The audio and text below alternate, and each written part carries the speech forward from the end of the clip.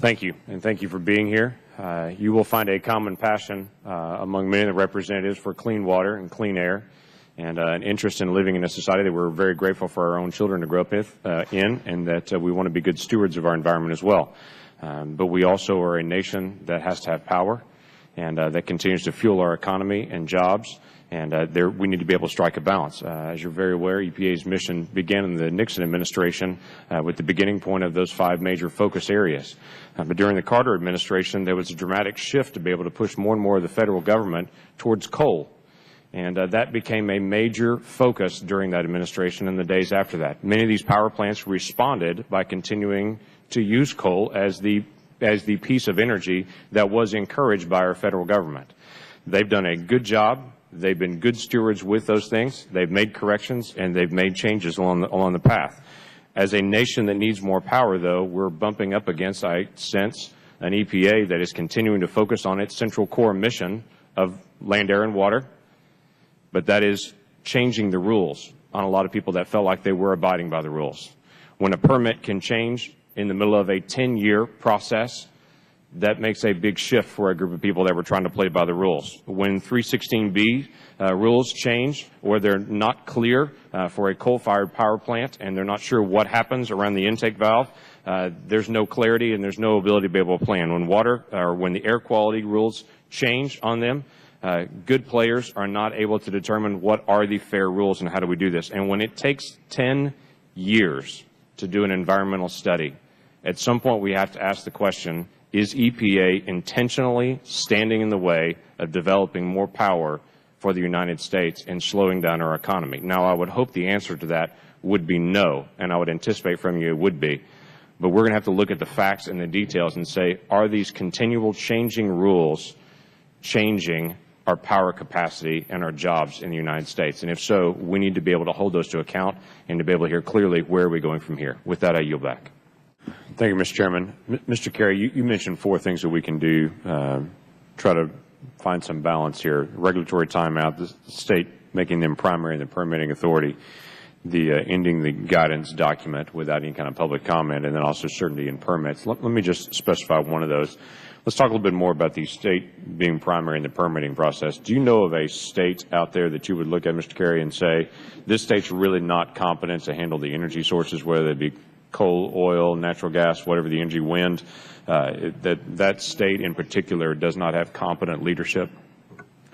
Mr. Chairman, Congressman, there are actually a couple of states that are currently, the federal government currently does the permitting and the inspecting. I believe Tennessee is one of those states, and I could be mistaken, but I believe the Missouri, but I could provide those numbers to you. So I think there are certain models that clearly the federal government has taken over the state programs when they have proved to be inefficient or unable to actually meet the challenge under the federal law of SMACRA. Okay, a federal structured program for, let's say, coal mining. Mining of coal, is it the same in West Virginia and Ohio and Wyoming, Oklahoma? They're all pretty much the same. Each mine's the same, acts the same, has the same kind of regulations and permits, or are they uniquely different state to state? Mr. Chairman, Congressman, no. Each state is different. Each state has different topography. Each state has different coal seams that are mined in different manners. So each state is different. So have you seen EPA regulations show that kind of flexibility, that they're different in Ohio than they are in West Virginia or Kentucky or Wyoming, or are they pretty much trying to regulate with the same instrument in every single state? Mr. Chairman, Congressman, they are trying to regulate the same in all states and break it up by regions, and that simply does not work. Okay. Dr. Sundig, let's talk about some economic models here. Investment slows down when you don't have certainty in the permitting process. If you're trying to get investment into any type of energy, then obviously that slows down when no one has any idea what's going to be permitted. What we've seemed to have at this point is an administration that at their whims is going to try to pick and choose winners and losers. When a plant started the permitting process 10 years ago, now with a change of administration, now you lose favor, and now you have millions of dollars on the line. Based on that, and knowing the topography, who knows what's going to happen in a presidential election next time. Based on, if this model continues, where it's not based on science, it's based on the politics of what's the preferences of an executive, when an energy company has to plan 10 years in advance, what type of energy would you recommend for any power company out there and say, this would be a good investment model, I would look at this? Right. Well, I think you're right to focus on the incentive effects, and I'll say a few remarks about energy, but then I want to return to a broader focus, not to minimize the importance of energy at all, but the 404 program touches virtually every part of the economy, and I do want to return to that a little bit. You're quite correct to point out that the EPA's decision in this case is precedential and can have impacts that last far into the future, way beyond the case with Just Arch Coal. I think it's fair to say that it would have a chilling effect on any potential investment that requires a 404 permit, whether it's energy or otherwise. So I think your point there is very well taken. With respect to other kinds of activities, let me come back again to something I talked about in my testimony, residential construction and transportation. By many measures, economists would say those are the most important sectors of the economy in the sense that the average household in this country spends over half of their disposable income on housing and transportation, transportation being linked to energy, of course. But it's a tremendously important economic decision. And housing permits or housing projects, most of the large projects that I know or have studied require 404 authorization, so this could not be more important for the housing sector. So basically you're saying this removes certainty from all of the most critical parts of our economy. Yes. That if we don't have certainty in permitting in this, we're in trouble economically because no one can plan, no one knows how to invest, and it's at the whims of whatever the policies are at the moment rather than based on long-term science and planning and certainty. The ability to revoke a permit like 404 ex post can have very important incentive effects on investment across the entire economy. Okay, let me just ask an opinion question of Mr. Hopper as well. How long should a 404 permit take? Well, what's a reasonable period of time? A reasonable period of time would be 90 days to 6 months. And they typically take how long now? According to if they hold. By Dr. Sunding, typically take 2 years or more. Okay, thank you. I yield back. Representative Lankford. Thank you, Mr. Chairman. Thanks for being here as well. Obviously, we have a lot of questions and a lot of concerns. Last time you were here, I asked you point blank if there was a state that you could identify there, Department of Environmental Quality or whatever term they may use, that was incompetent for the task on that. At that time, you said back to me, we don't know of a state. They're all working. They're all doing a great job. I affirm that. That's great. The issue comes up in a situation like this, where a state is saying, we're walking through this process, we're trying to establish it, EPA steps over the top of them and says, no, we've got this. We're not going to take this on. And though the science comes up, and you referenced earlier, we have a high propensity for, or a higher propensity for certain diseases and things in this area, there's not a causal relationship that I'm hearing from that science, unless there's something I missed on that, to say that this particular area has certain health issues, and then to say, and it's because this water issue is a different gap. Is your science saying that it's causal, or is your science saying that it exists here? Because there are lots of issues that could be causing that. Is there something that you're saying is causing it?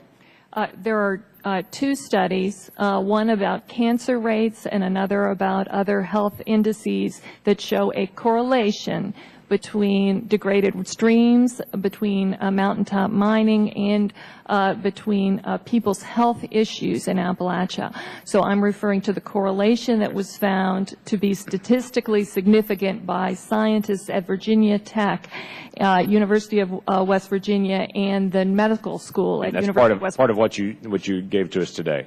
Yes. I would be interested in getting a chance to see that, because obviously there are a lot of assumptions that are made to say this occurs, and so naturally it's because of this, because we don't like this at this point, and so we'll try to shut this down, whatever this is at the moment of that. Let me shift a little bit. Obviously, the federal government for years has promoted coal. You go back to the Carter administration, as I mentioned earlier.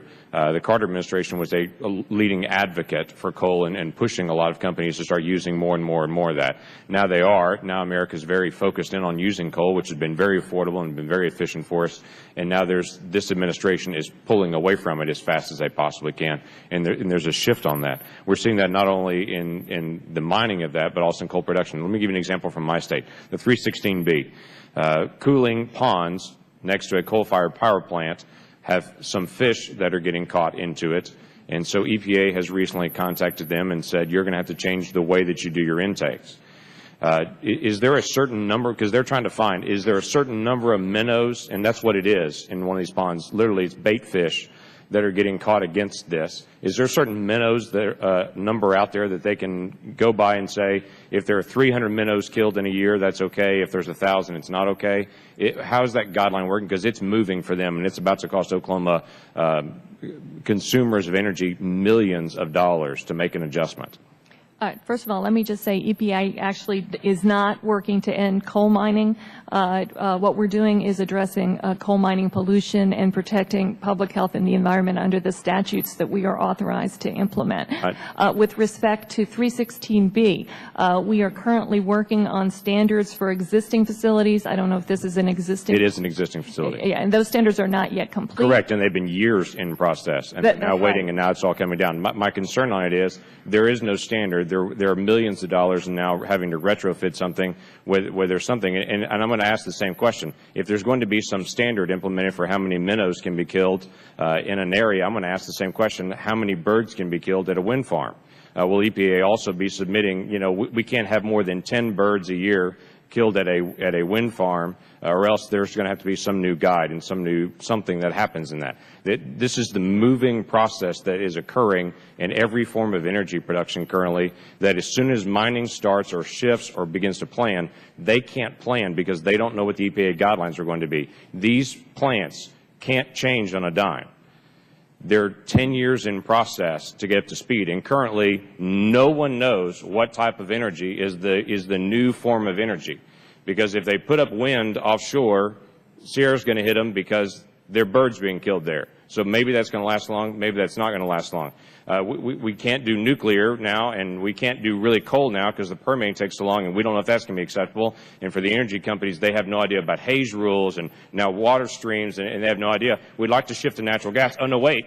EPA is doing a whole big study now on hydraulic fracking. My state in Oklahoma, since 1949, has been doing hydraulic fracking. Come drink our water and breathe our air. It's a beautiful state. No one knows what energy they can use. You're shutting down the production of energy based on these arbitrary rulings and guidelines that go out that may have some scientists on it, but there's no correlation between reality of how things really get paid for and what really occurs. We've got to have some stability. If there's anything EPA can give to us is a break in the regulatory environment and say provide our consumers some stability so we can catch up. That would be a great gift to our economy. And with that, I yield back. Let me finish up that comment as well, clarification. So someone can ignore a guidance and they'll be fine. If a guidance comes out and they get a record, they're in the process of doing surface mining, whatever it may be, they get a guidance document down, here's a letter from EPA, here's our guidance, they can ignore that. That's fine. The guidance is our interpretation of the statutes and the regulations. The statutes and regulations are binding. The guidance is not. Okay. So it reflects our interpretation of those. And guidances always indicate that in site-specific circumstances, something different may apply, but here is our general interpretation of the statutes and regulations. Those are the legal requirements. Okay. So they can ignore it. They can say, that's nice. I can ignore that and just continue to move on because that's not binding on that. That's an opinion. Is guidance typically the first step towards rulemaking and saying, here it comes, here's the guidance, this may become rule? Sometimes. Again, guidance can be used for many different purposes, but the statute and the regulations are what people need to follow, so they need to make sure that they're doing that. Get clear. I'm processing through just our conversations today and the multiple times which I appreciate that you have come back and said we're not going after coal. We're not trying to shut down coal. The difficulty for me is processing through that from what I see on the ground. Currently, there is a push to make coal fly ash a hazardous waste, which will make disposal of that very expensive. It goes into a lot of products in cement. It goes into roofing materials, a lot of things that are out there that will dramatically increase the cost of how to handle coal on that side of it. Mining permits are slow, or we've now had one pulled. Retrofit costs are going up dramatically because this requirement for best technology. So anyone can invent a new technology, no matter how expensive it is, and say now this is the new best technology, and there's a push to now try to retrofit a plant dealing with that. Regional haze, all of the changes that are happening with that currently, and everyone's pointing directly at coal and saying this is the culprit on it. 316B intake, shifting to cooling towers or having to shift around, another dramatic increase in cost. This administration is pushing to remove loans from rural electric companies that want to be able to do coal plants and saying they can do it if they want to do wind, but they can't do it if they want to do coal. We're talking about carbon capture. Which one of these things would tell any investor coal is a good idea? If you want to invest and do something, do it in coal. There's 8 things I just listed that are very specific that are all seem to be going after coal. While I'm hearing us say we're not going after coal, everything that seems to be coming out of EPA in this administration is, but yes, we are. We're just saying we're not. And again, no one can evaluate motives. I'm just telling you what I'm seeing on this side of it. So that's the struggle that we're back and forth. Let me ask you a specific question that you can. I know that's not something you can really respond to on that. How long should a permit take? What is the target length of time if they're going to request a permit from EPA? I know there's a given time. How long should it take? It really depends on what the permit's for. So the bigger the impacts, the more likely a significant degradation, as with the more than 6 miles of streams that were proposed to be filled with spruce mine. It does take longer with a bigger, more complicated, more significant matter. As I indicated, most actions, most 404 actions go through the general permitting process. Which takes how long? Less than 90 days. Okay. So it's designed to streamline those things that can go more quickly and to spend more time on the more significant actions with more likely impacts on public health and the environment. Okay. I know you know this. We've talked about it before. I'm tracking very carefully because I'm watching what's happening to coal and now seeing companies that are trying to shift to natural gas, but also seeing on the horizon all of these studies that are now out there on fracking, knowing that the price of natural gas is dropping dramatically because the supply we're able to pull out because of the fracking that's going on. It is the great unknown out there. Again, we're back to power plants can't really plan, don't really know what to predict because they don't know what EPA is, if they're going to do to natural gas, what they're doing to coal, then who knows what to predict on that one. Who is better for regulating fracking, a state or the EPA? I don't know that I can answer that right now. You know, we have studies going on fracking. Do we have a date on that yet when that's going to be complete? I believe it's still more than a year out when we expect to have that study done from the Office of Research and Development on fracking. In general, the programs are run by the states, and it is our preference in general to have state-run programs for the underground injection control, right, for the Clean Water Act permitting, and so forth. And so that's generally our preference. We are trying to figure out how well things are being done now on fracking. It's, as you indicated, new, and a lot is still to be learned about it outside of Oklahoma. Yeah, fracking's not new. Right. I mean, since 1949, it's been going on in our state. This is new to some areas. Right. It's not new to other areas. No, I understand your point. And the technologies that are being used now are new. Correct. And we're trying to ensure that we're protecting public health. There's a lot of concern about that. And and one of the things that we're doing is looking at where fracking has occurred already to figure out what's the best way to do that. But our general answer would be we like to have states run the programs, not EPA. But I can't say that there isn't anything that EPA would need to do to ensure that public health is protected with respect to fracking. There may be things that we need to do as well. Well, thank you. I appreciate that. I yield back.